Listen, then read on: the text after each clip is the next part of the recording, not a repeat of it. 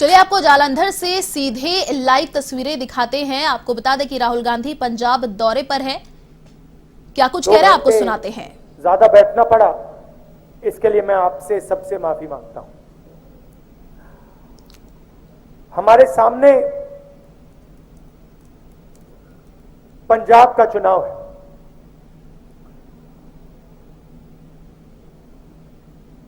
ये सिर्फ एक चुनाव नहीं है, ये पंजाब के भविष्य का सवाल है।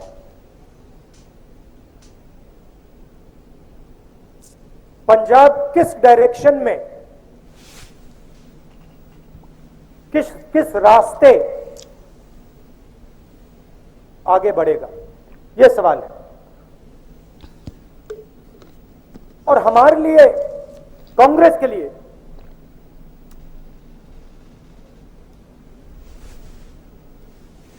पंजाब एक सिंबल है, एक चिन्ह है। यह हमारे लिए सिर्फ एक प्रदेश नहीं है, यह हमारे लिए एक विचारधारा है, एक सोच है। पंजाब भाईचारा है।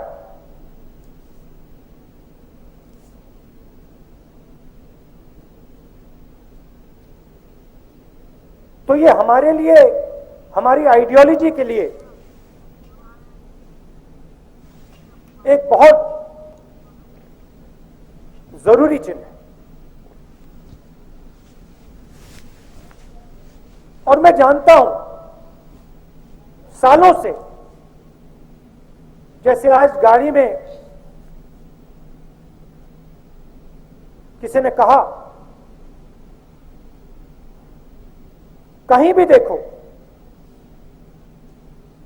ऊपर नीचे पंजाब के अंदर आपको कांग्रेस पार्टी और कांग्रेस पार्टी की विचारधारा दिखाई देगी, दिल में है आपके। और आपने, सबने देश को इतना दिया है,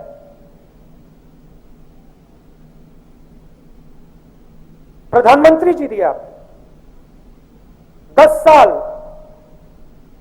मनमोहन सिंह जी ने इस देश को रास्ता दिखाया, वो आपकी देन है।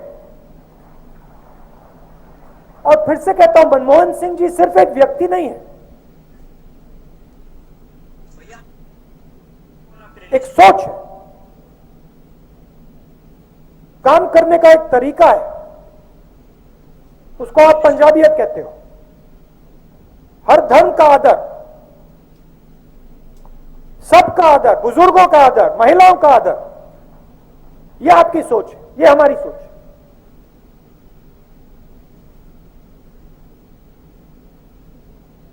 तो रास्ता आपने चुनना है।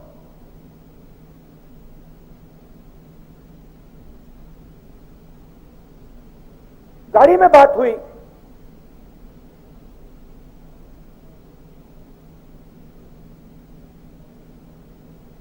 कि आगे पंजाब को कौन लीड करेगा। मीडिया वाले उसको सीएम कैंडिडेट कहते हैं,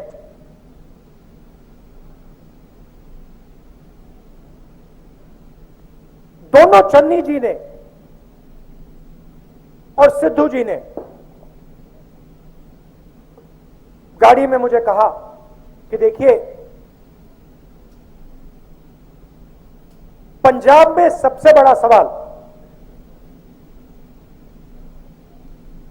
कांग्रेस पार्टी को पंजाब में कौन लीड करेगा।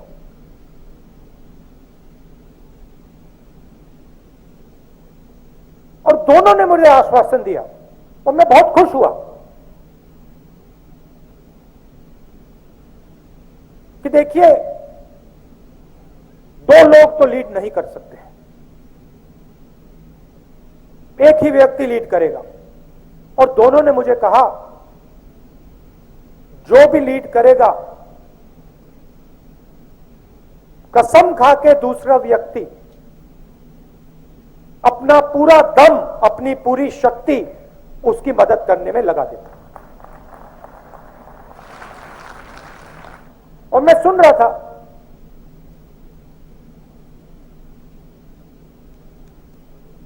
काफी खुश हुआ। और मैंने सोचा कि हां,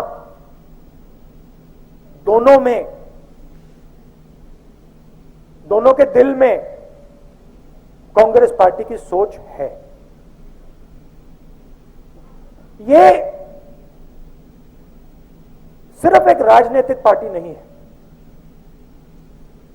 देश में बहुत सारी राजनीतिक पार्टियां हैं।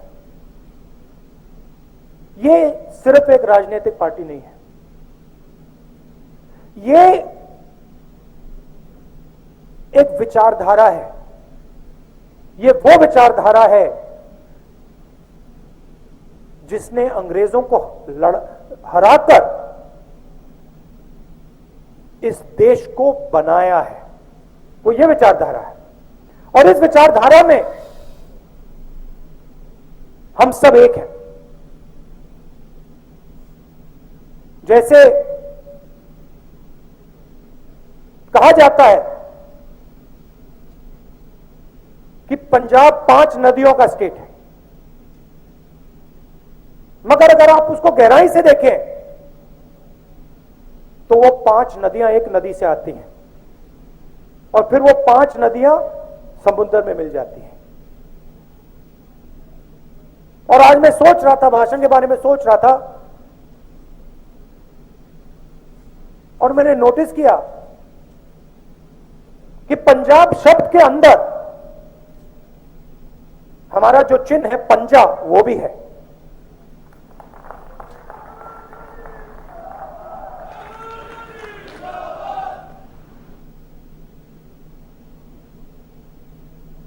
तो मैंने कहा, ठीक है, अगर कांग्रेस पार्टी चाहती है, क्योंकि आमतौर से हम ये नहीं करते हैं, मगर अगर कांग्रेस पार्टी चाहती है और कांग्रेस पार्टी का कार्यकर्ता चाहता है और पंजाब चाहता है, तो फिर हम चीफ मिनिस्टर का निर्णय आपके लिए ले लेंगे। कैसे लेंगे? अपने कार्यकर्ताओं से पूछकर,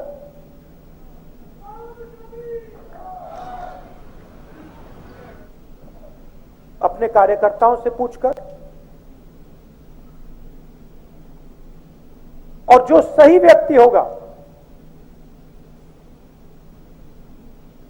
वो पंजाब को आगे ले जाएगा और दूसरा व्यक्ति और दूसरे सब लोग मिलकर एक टीम जैसे लड़ाई लड़ेंगे। थोड़ा सा मैं आपको देश के बारे में और पंजाब के बारे में बताना चाहता हूं।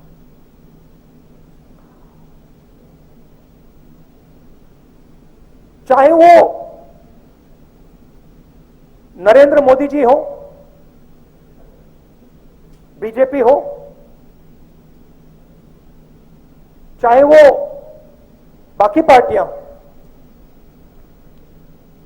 और उसमें मैं आम आदमी पार्टी को भी शामिल करता हूं, ये सब पार्टियां पावर को कंसंट्रेट करती हैं, पावर को चीफ मिनिस्टर के हाथ करती हैं, प्रधानमंत्री के हाथ करते हैं। कांग्रेस की विचारधारा, शक्ति जनता की है, पावर को हम जनता के हवाले करना चाहते हैं। अब ये जो पावर को सेंट्रलाइज किया जा रहा है, जो नेशनल लेवल पे नरेंद्र मोदी करते हैं और आमतौर से चीफ मिनिस्टर्स करते हैं, इससे देश का क्या नुकसान हो रहा है, प्रदेश का क्या नुकसान होता है, मैं बताता हूं।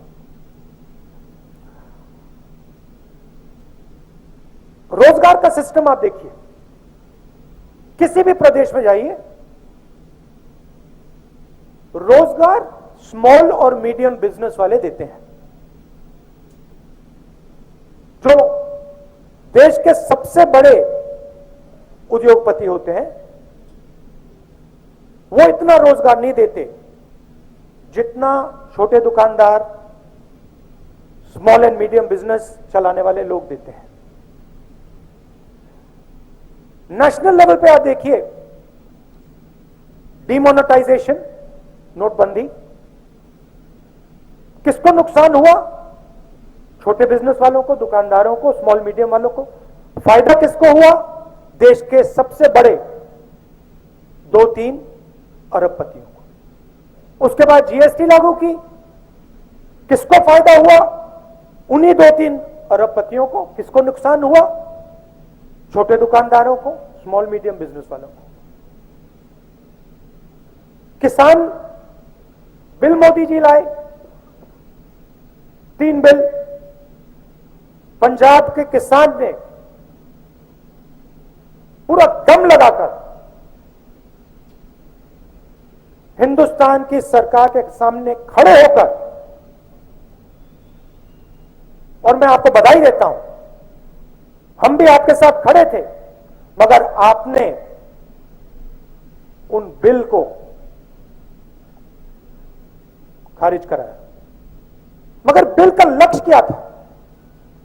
बिल का लक्ष्य था कि जो किसानों का है, जो मजदूरों का है, जो छोटे दुकानदारों का है, वो उनके हाथ से छीनकर हिंदुस्तान के सबसे अमीर 5-6 अरबपतियों को दिया जाए। यह लक्ष्य था। डिमोनेटाइजेशन, जीएसटी, किसान बिल, इसके बाद देश रोजगार पैदा नहीं कर पाएगा, और वो आपको दिख रहा है। देश में आज सबसे ज्यादा बेरोजगारी है। यहां पे आपको पेट्रोल और डीजल के दाम में थोड़ी मदद की गई, मगर बाकी देश में यह नहीं होता। यहां पे हमारी सरकार ने बिजली में ऐतिहासिक काम किया, आपकी मदद की, बाकी स्टेटों में नहीं होता। ये हमने क्यों किया? क्योंकि हम समझते हैं कि सबसे ज्यादा दर्द, सबसे ज्यादा दुख, सबसे ज्यादा बोझ आज गरीब उठा रहा है। उसमें सब धर्म के लोग हैं, अलग अलग जात के लोग हैं, मगर जो गरीब है आज हिंदुस्तान में, पूरा का पूरा बोझ उसके कंधों पे रख दिया गया है, और हम वो बोझ कम करना चाहते हैं। तो पावर को हम पंजाब में डिसेंट्रलाइज कैसे करेंगे? सवाल उठता है। सबसे पहले जो आपका पैसा है 4 एरियाज में है: शराब, माइनिंग, ट्रांसपोर्ट और केबल टीवी। इन सिस्टम्स में हजारों करोड़ रुपए आपके हैं, वो आप तक नहीं पहुंचते। हमने शुरुआत की है, मगर हमें एवोल्यूशन नहीं चाहिए, हमें रेवोल्यूशन चाहिए। जो आपका धन है वो हम आपके हवाले करना चाहते हैं, और इन 4 एरियाज में हम एवोल्यूशनरी काम नहीं करेंगे, हम रेवोल्यूशनरी काम करने जा रहे हैं।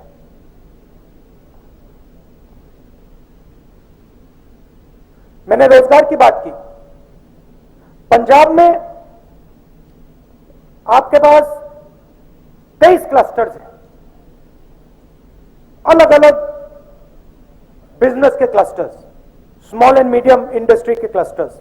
मोहाली में आईटी और शिक्षा का हब, अमृतसर में टूरिज्म, मेडिकल टूरिज्म, पूरी दुनिया से लोग अमृतसर आते हैं। गोल्डन टेम्पल में दर्शन करने आते हैं, जालियांवाला बाग देखने आते हैं। लुधियाना में इलेक्ट्रिक व्हीकल्स का हब, जालंधर में स्पोर्ट्स गुड्स का हब, बठिंडा में फार्म इक्विपमेंट का हब, पटियाला में फुलकारी,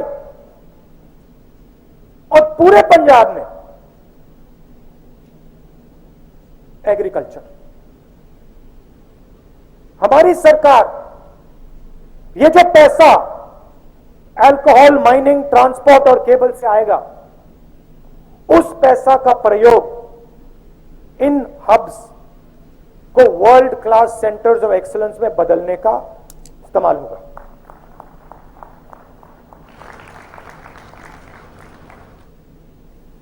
हम चाहते हैं कि made in Punjab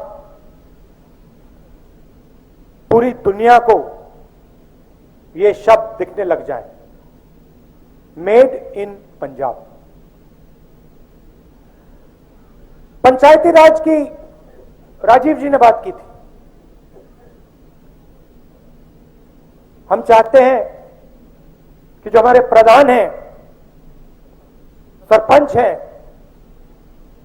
local bodies में जो हमारे नेता हैं, कॉर्पोरेटर्स हैं, पावर उनके हाथ में दी जाए और डायरेक्ट उनके हाथ में दी जाए और ब्यूरोक्रेसी से पंजाब ना चलाया जाए। तो ये एक और उदाहरण डिसेंट्रलाइजेशन का। तीसरा उदाहरण,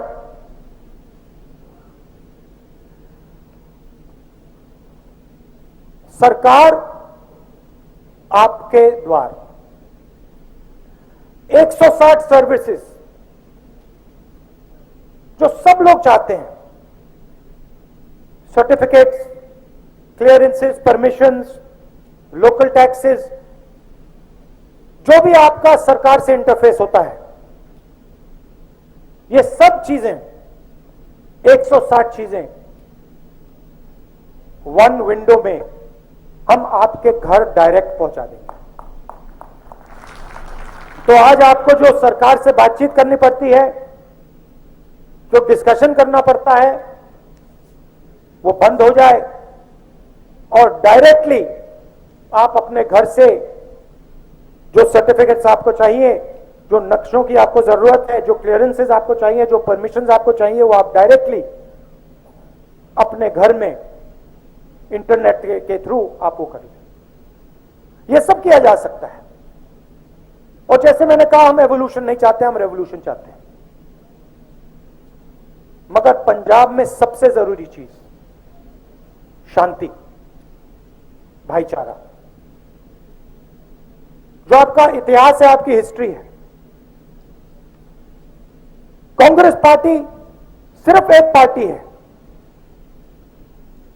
जो सबकी पार्टी है। आप सब हमारे हो। और हमारा एक्सपीरियंस है, हवा में बात नहीं कर रहे हम, हमारा एक्सपीरियंस है। हजारों कांग्रेस वर्कर्स ने अपना खून दिया है। और मैं आपको एक बात कहना चाहता हूं, चाहे कुछ भी हो जाए, कांग्रेस पार्टी पंजाब में शांति को नहीं टूटने देगी। हम मर जाएंगे मगर नहीं टूटने देंगे। और हम ये काम करना जानते हैं, ये हमने किया है, क्योंकि हम लोगों को जोड़ना जानते हैं, सबको एक साथ लेकर आगे ले जाना जानते हैं। यह मैं आपको मैसेज देना चाहता था। पुराना रिश्ता है, प्यार का रिश्ता है। आपसे मैं बहुत सीखा हूं, मनमोहन सिंह जी से मैं बहुत सीखा हूं और सीखूंगा। दिल से मैं आपका धन्यवाद करना चाहता हूं और जल्दी से जल्दी जो आपकी मांग है चीफ मिनिस्टर को डिक्लेयर करने की मांग, उसको हम जल्दी से जल्दी पूरा का पूरा करें। आखिरी बात मैंने कहा, गाड़ी में कही, मैंने चन्नी जी से, सिद्धू जी से कही कि हमें गहराई से सोचकर महिलाओं के लिए एक डेडिकेटेड मैनिफेस्टो बनाना चाहिए। 2-3 वायदे, 15-20 वायदे नहीं, 2-3 वायदे, जिससे हमारी जो माताएं हैं और बहनें हैं उनकी जिंदगी बदल जाए। ये मैंने उनसे कहा कि ये मैनिफेस्टो में लिख दें, क्योंकि जो हमारी महिलाएं हैं पंजाब की वो रीढ़ की हड्डी है और आमतौर से जो उनको मिलना चाहिए, जो उनको सपोर्ट मिलना चाहिए, वो नहीं मिलता है। इसीलिए 2-3 वायदे गहराई से सोचकर, ऐतिहासिक रेवोल्यूशनरी वायदे कांग्रेस पार्टी को महिलाओं को करने चाहिए। आप सबका दिल से बहुत बहुत धन्यवाद। चन्नी जी, सिद्धू जी, जो हमारे आशु जी, जो स्टेज पे बाकी हमारे सीनियर नेता हैं, हमारे कार्यकर्ता, आप सबका दिल से बहुत बहुत धन्यवाद। नमस्कार, जय हिंद।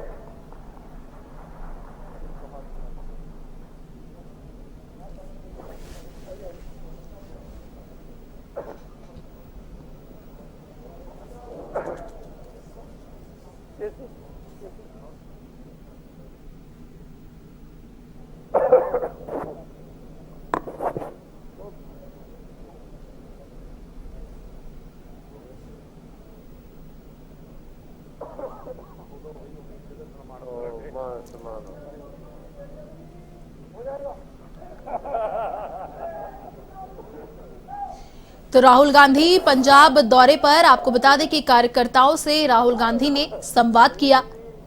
वीसी के जरिए संबोधित कर रहे थे राहुल गांधी। तो 5 राज्यों में विधानसभा चुनाव है और इसी को लेकर पंजाब के दौरे पर राहुल गांधी, आपको बता दें कि कार्यकर्ताओं से संवाद राहुल गांधी कर रहे थे। वीसी के जरिए उन्होंने कार्यकर्ताओं को संबोधित किया।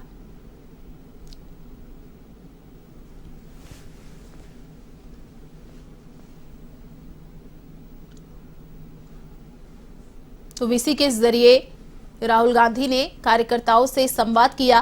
5 राज्यों में विधानसभा चुनाव हैं और पंजाब में भी चुनाव नजदीक है। इसी को लेकर राहुल गांधी ने कार्यकर्ताओं से संवाद किया।